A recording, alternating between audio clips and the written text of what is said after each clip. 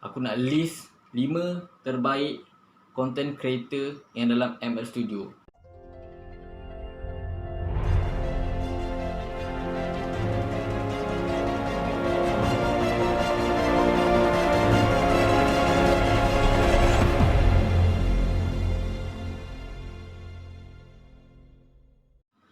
Okay, hello guys. Assalamualaikum. Okay, hari ni aku nak review satu channel ni lah. Channel ni bernama ML Studio.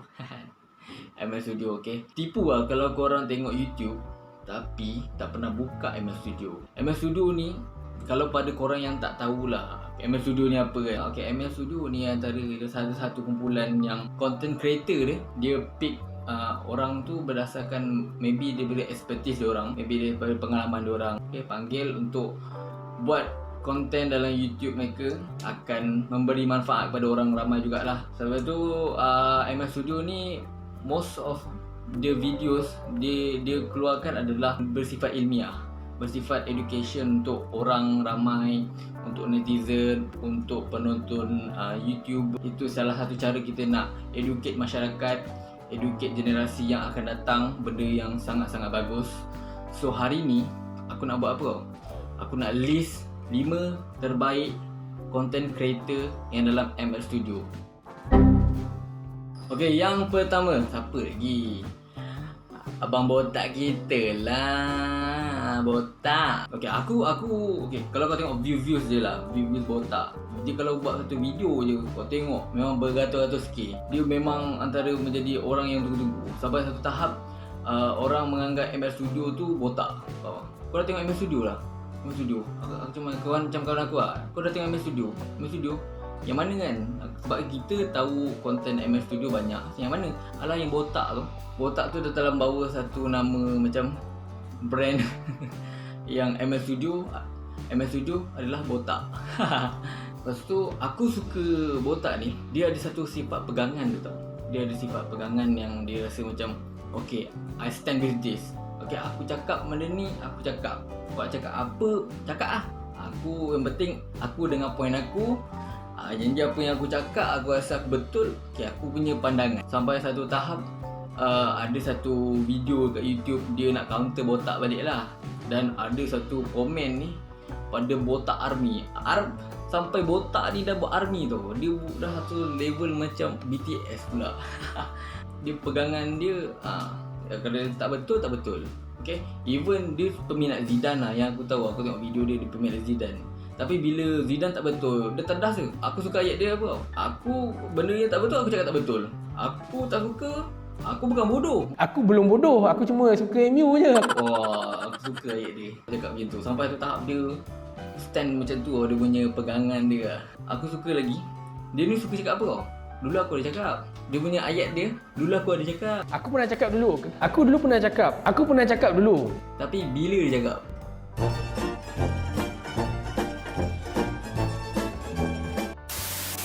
Mungkin adalah a few things yang dia dah cakap dalam video-video sebelum ni. Tapi ada a few part yang tak juga dia cakap. Mungkin lah dia ada cakap benda tu, tapi mungkin dia cakap kat kedai mamak ke, cakap dengan member dia ke, cakap dalam kereta ke.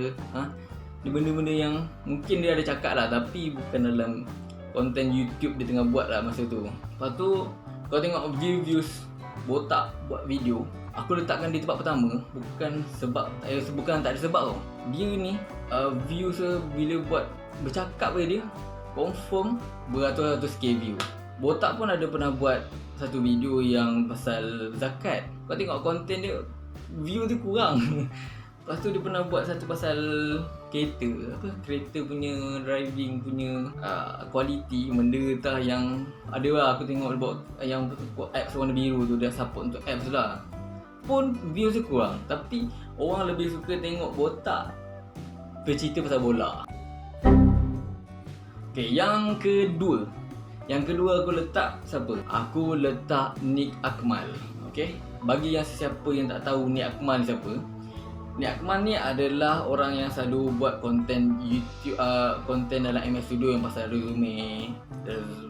resume, pasal internship, pasal interview, pasal benda-benda yang berkaitan untuk job vacancy lah. Okay, dia selalu buat konten macam tu.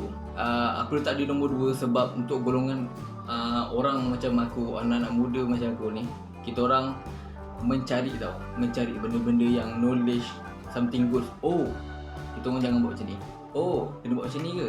Oh, macam benda-benda macam tu lah yang is guidance to us to manage our plan well. Prepare before pergi interview ataupun prepare before nak apply macam satu tempat job vacancy ke, benda macam tu.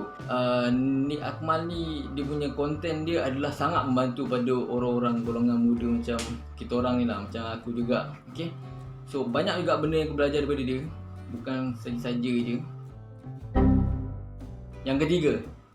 Yang ketiga aku letak siapa? Zamir Mohyedin. Zamir ni, okay, dia bukan dari segi ML Studio je yang kita kenal, dia juga adalah salah satu tweet famous tau. Senang kata tweet famous lah. Dia kalau buat satu thread tu memang panjang menjela dan ramai orang retweet dia punya thread tu, because dia punya thread dia benda yang ilmiah tau. Something like, kalau kau nak tahu satu ilmu tu, kau kena baca tebal tau buku-buku, macam cerita pasal apa, angkasa, pasal hydra, macam benda-benda yang kalau kau nak kaji memang kau akan tertidur lah baca buku tu. Tapi dia ni aku boleh gelarkan dia adalah, kalau kat sekolah ni budak-budak buku lah. Budak-budak macam ni bila masa exam, orang ramai berdamping dengan dia. Orang akan ramai, macam lagi 2 jam nak exam kan. So, apa tu? Cerita sikit. Dia punya cerita sikit tu penuh kita satu otak, penuh satu buku teks dia boleh bercerita. Kadang kita macam benda yang kita tak tahu pun, macam ni ke? Oh. Yang keempat adalah John Beard Sinakal. Aku letak John Beard Sinakal sebab apa? Okay, kalau kalian tak tahu John Beard Sinakal ni buat apa, konten dia bila dia bercerita adalah cerita tentang hantu. Cerita tentang hantu sana, hantu sini, hantu. Dia ni senang kata dia ni gila. Dia ada cerita lah. Dia punya pengalaman, dia punya pandangan dia ni boleh nampak lah benda-benda macam tu. Kalau konten yang bermanfaat ke apa, dia akan selingkan dengan gelak dia yang macam haram lah. Dan aku suka satu konten dia yang pasal hantu air. Dia ceritakan pengalaman dia yang sebenar. Cerita pasal hantu air yang dia jumpa benda tu betul-betul. Dia tanya benda tu tak bertuan. Aku macam dia tu cerita pasal mancing lah. Dia pergi mancing. Tu aku suka tengok pasal cerita hantu asrama. Benda ni macam pernah menghadapi pada setiap budak-budak yang pernah masuk asrama. So bila mengkaji balik, bila kita orang dengar balik benda-benda macam ni, macam throwback baik. Macam benda-benda yang sini kita orang bagi tahu benda ni bersambung-sambung pada generasi aku tak pernah jumpa. Jadi kita orang sambungkan aja cerita ni. Pernah jumpa dulu. Aku tengok video dia tak gelak. Memang konten dia cerita pasal hantu, tapi kau tengok video dia kau gelak. Kau macam gila kan dengan lawak bodoh dia. Kalau kau nak tengok lawak bodoh dia, kau tengok hantu Cina. Hantu Cina dia ulasan dia merepek tapi lawak. Dia macam merapu. Lepas tu dia punya gaya kelakar dia dengan bulu pipi dia. Tu bukan jambang, tu bulu pipi sebenarnya. Okay, yang kelima ni aku nak macam ni lah. Aku terbagi 50-50 sebenarnya nak bagi yang nombor 5 ni. Ada seorang ni dari seorang ni pun baik juga nombor 5 ni. So kita bagi 50-50 lah. 5 dia tempat 5 bersama lah sebenarnya, senang kata lah. Okay, yang pertama 5 yang aku suka, yang kelima adalah Aki Fairuz. Aki Fairuz ni cerita pasal apa? Dia cerita pasal seksual. Dia pun ada cerita dulu pada dia botak. Dia pun dah pernah cerita pasal seksual sebenarnya. Botak ni seksual kan. Aku pernah gelak kan benda tu.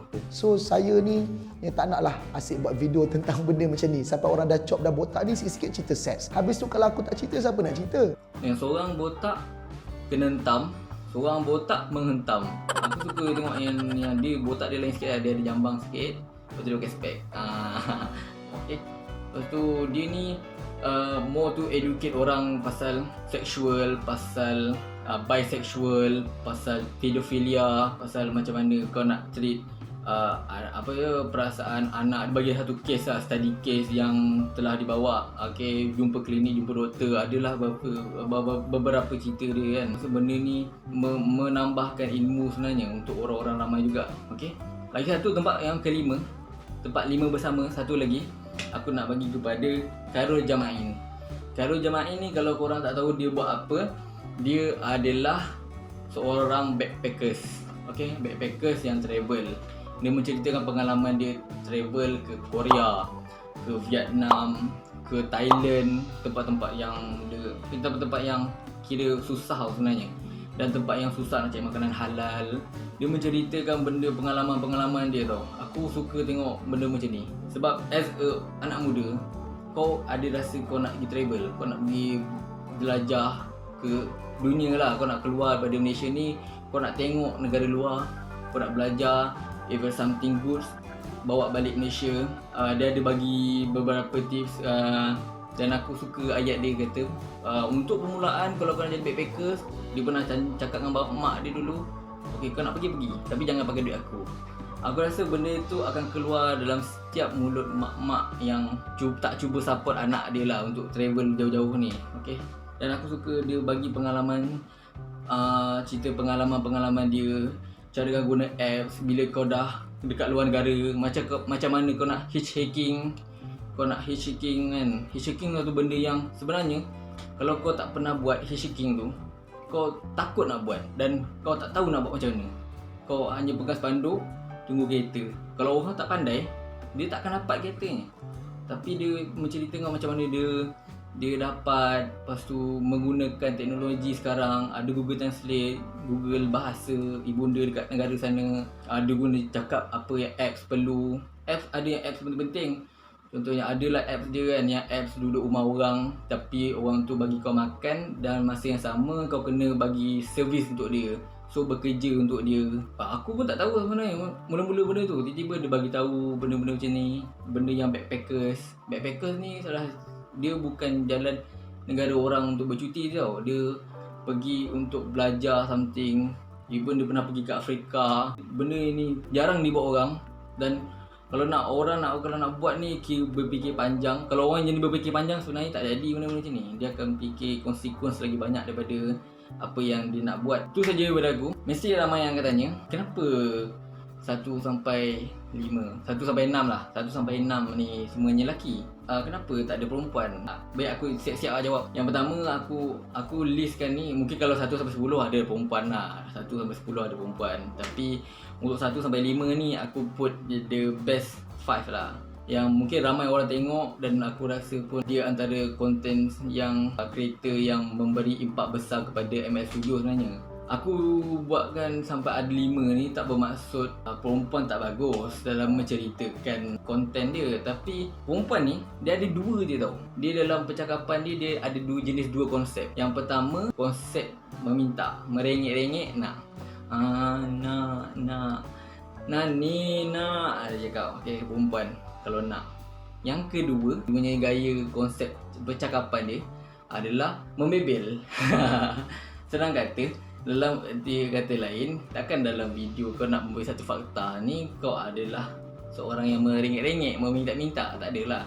Most of them bila dalam cakap satu fakta tu, mereka bercakap seperti membebel. Macam fizikal tu Tuhan yang bagi, Allah yang bagi. Bila hang duk kutuk dia tak comel, hang kutuk gigi jorang, hidung kepek, hidung macam jambu. Lepas tu berceritakan setong gigi, cerita pasal kucing, cerita pasal kayu balak kan. Aku dengar benda tu. Yes, ada point lah. Sebab tu dalam agama mementingkan kalau perempuan kita untuk kahwin ni, lebih kita mementingkan ilmu pada seorang perempuan tu juga. Sebab apabila dalam kehidupan rumah tangga nanti, dia membebel kepada anak tu biar kepada ilmu yang berguna, berbebel kepada benda-benda yang berguna, tak ada membebel kosong je kan.